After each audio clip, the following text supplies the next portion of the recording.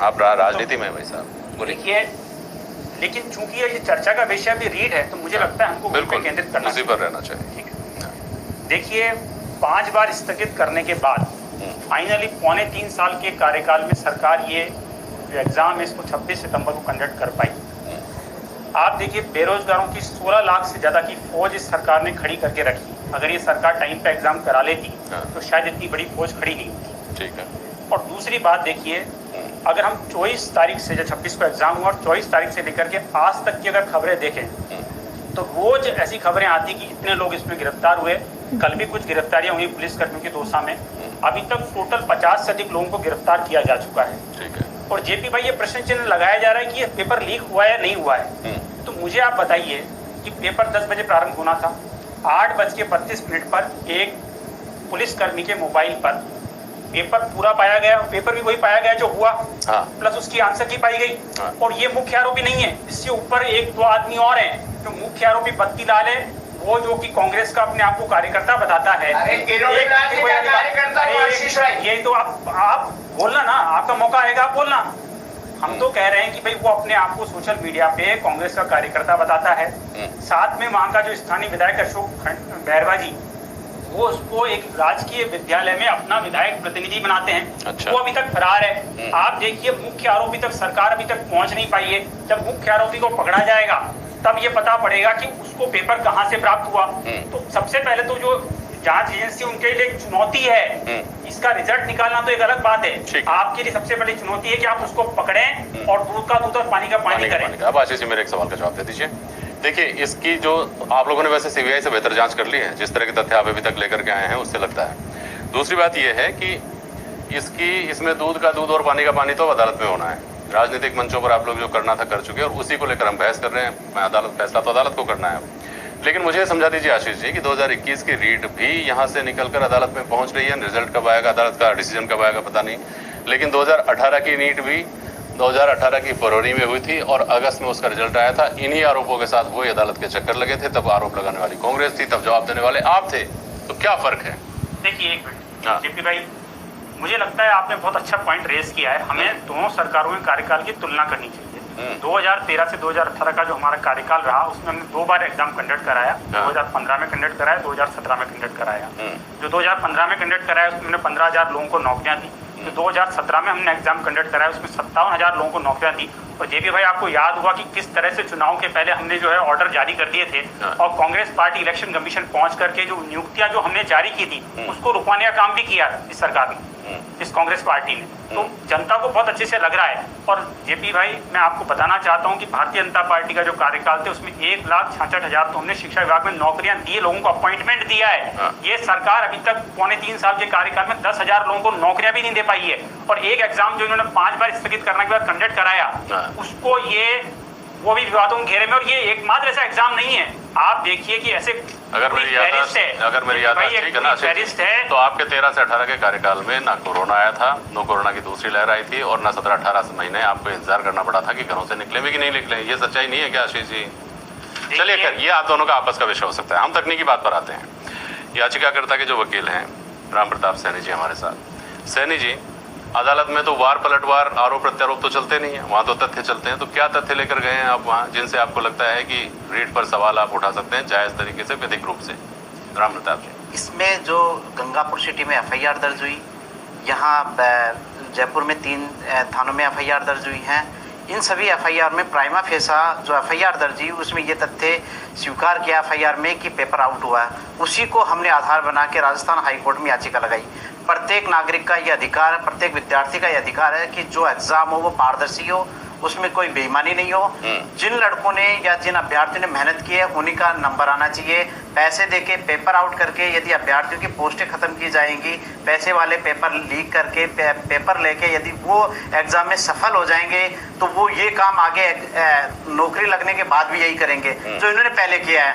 इसमें बीजेपी और कांग्रेस की बात नहीं है, दोनों ही है। दोनों पार्टियों के कार्यकाल में एग्जाम है वो सही नहीं हुए। बीजेपी के कार्यकाल में भी जो जूनियर अकाउंटेंट का पेपर आउट हुआ था उस समय भी एक बार रद्द हुई थी, ऐसी कांग्रेस के सरकार में। तो दोनों सरकारें हैं, उनकी ये नहीं कह सकती मेरी सरकार बढ़िया है या मेरी सरकार बढ़िया है, दोनों सरकारों में ये वही है। लेकिन यहाँ ये बात आती है कि जो इन्होंने 16 लाख अभ्यर्थी पहुंचे हैं, तो इसकी जो पेपर आउट होने का जो है केवल पुलिस डिपार्टमेंट इसमें इन्वॉल्व है, पुलिस के जो कांस्टेबल हैं वो इन्वॉल्व है, जिनको निलंबित किया है, शिक्षा विभाग के अधिकारी को निलंबित किया है। ये सारे तथ्य हमने कोर्ट में पेश किए हैं कि अब ये देखा जाएगा कि जांच एजेंसी की जो पेपर आउट हुआ है वो कितने लोगों तक पहुंचा। यदि ये लार्ज स्केल में पहुंचा है तो इसकी जांच करके अदालत में रखी जाए। वो स्केल क्या होती है भाई, सबको समझाइए। लार्ज वो कैसे तय होता है? वो ये जांच में आएगा कि ये भाई ये जैसे देखिए, आप तो अदालत के आदमी हैं, आप तो कानून के आदमी हैं, आप तो इस बात को समझते हैं कि केवल ये कह देना कि ये 2 के पास पहुंचा है तो 200 के पास भी पहुंचा हो सकता है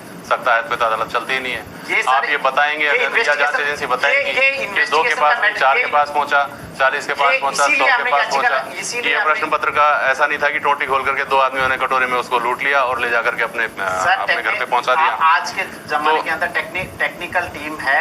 मैंने इसी वजह से ये मांग की है कि क्योंकि इसमें राजस्थान पुलिस के कांस्टेबल शामिल था, तो इसकी जांच निष्पक्ष रूप से सेंट्रल की सीबीआई से करवाएं या राज्य के बाहर। एंटी करप्शन ब्यूरो जितने केस ट्रैप करता है उनमें आधे से ज्यादा पुलिस के होते हैं। आप कह रहे हैं कि पुलिस की जांच पुलिस कैसे करेगी, तो एंटी करप्शन ब्यूरो कैसे करता है? अगर इसमें कोई ऊपरी अधिकारी शामिल है या कोई राजस्थान सरकार का कोई ऊपर का नेता शामिल है तो सब आएगा इसके अंदर। अगर आपने एक मैसेज आपके मोबाइल से कितनों को भेजा वो सारा टेक्निकल टीम निकाल लेती है। तो हमने यही गुहार लगाई है कि वो पेपर उसने व्हाट्सएप से या इंटरनेट से या कैसे भी करके कितने लोगों तक पहुंचा है उसका पता लगाना जरूरी है। यदि 1 या 2 तक सीमित है वो जांच सामने आए अदालत में, या एसओजी जांच करे, पुलिस जांच करे, सीबीआई करे या अदर इन्वेस्टिगेशन एजेंसी जांच करे कि ये जो पेपर जो आउट हुआ है वो कितने लोगों तक पहुंचा है, किन किन जगह पे है। जब तक ये तथ्य सामने नहीं आएंगे, ये है कि इसका भी कोई पैमाना नहीं है कितने लोगों तक पहुंच गया है तो आप पेपर आउट हुआ मानेंगे और इतने तक ही पहुंचा तो आउट हुआ नहीं मानेंगे। सर ये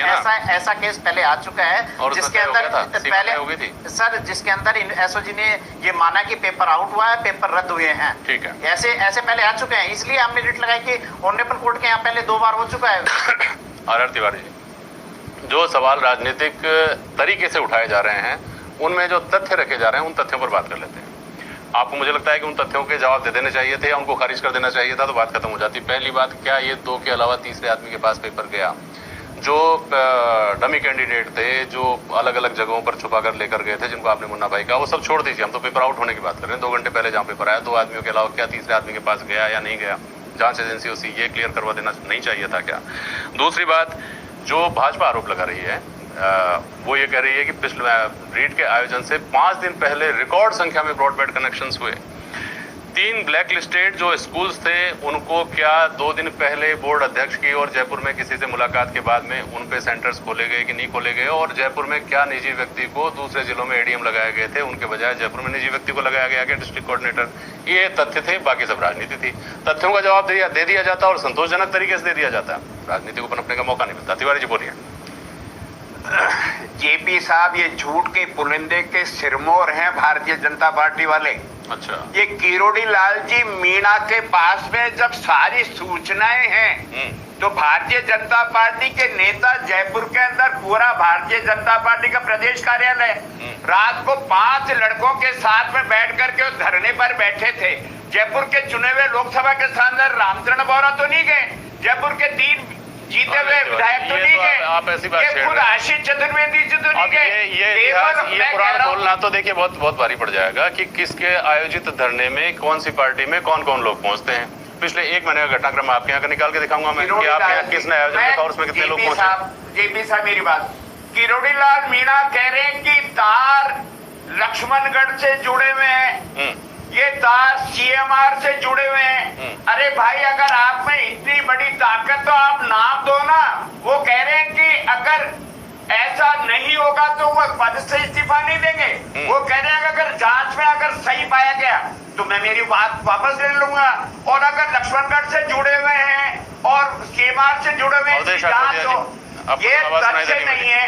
केवल 31,000 नौजवानों को जो रोजगार देने का एक जी, नैतिक दायित्व ईमानदारी से अशोक गहलोत की देखिए, सरकार और डॉक्टर शराधी ठीक है, देना तिवारी चाहते जी। हैं। ये भारतीय जनता पार्टी वाले रोजगार नहीं देना चाहते। ठीक। ये बेरोजगारों के साथ में नहीं है कि वो लाखों लाखों लोगों के परिवारों का दुश्मन अब सुनिए है, तो तिवारी जी। रोजगार के लिए तरस तिवारी जी, रहे। अब सुनिए कुछ भी नहीं दे मैंने रहे। आपसे 4 सवाल किए, आपने उन 4 सवालों से परे वही बातें हैं जो आप राजनीतिक मंचों से करते हैं, वही सारी बातें यहाँ बोलिए।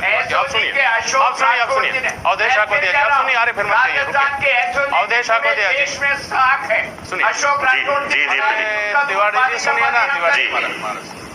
अवधेश ठाकुर जी, देखिए किरोड़ीलाल मीणा तो राजनेता है, मास लीडर है, वो तो मुद्दों को उठाते हैं, उनकी अगुवाई करते हैं। लेकिन चर्चा रही असल में बोर्ड अध्यक्ष की प्रेस कॉन्फ्रेंस की, जिसमें उन्होंने अपना जो राजनीतिक चेहरा था वो सामने रखा।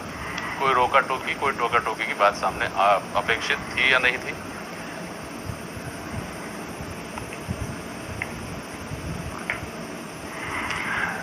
जेपी देखिए, इसमें 2 बातें हो सकती हैं। 2 तरह से मैं जो डीपी जारौली हैं बोर्ड के अध्यक्ष, उनकी प्रेस कॉन्फ्रेंस को देखता हूं। एक तो जो उनके ऊपर आरोप लगाए गए वो बिल्कुल निराधार थे पूरी तरह से, और वो इन आरोपों से बहुत आहत हुए। जब व्यक्ति आहत होता है तो इस तरह की बातें कर सकता है। दूसरा, जो आरोप लगाए गए हैं उनके ऊपर, उनमें कुछ सच्चाई है। इस वजह से आदमी फ्रस्ट्रेशन में आके इस तरह की बातें कर सकता है। जो बातें उन्होंने कही वो उनको नहीं कहनी चाहिए थी, क्योंकि वो एक संवैधानिक पद पे हैं। इतने बड़े जो पूरी स्कूल की परीक्षा व्यवस्था को जो बोर्ड देखता है, माध्यमिक शिक्षा बोर्ड, उसके वो हेड हैं, तो उनको इस तरह की पॉलिटिकल भाषा का इस्तेमाल नहीं करना चाहिए था।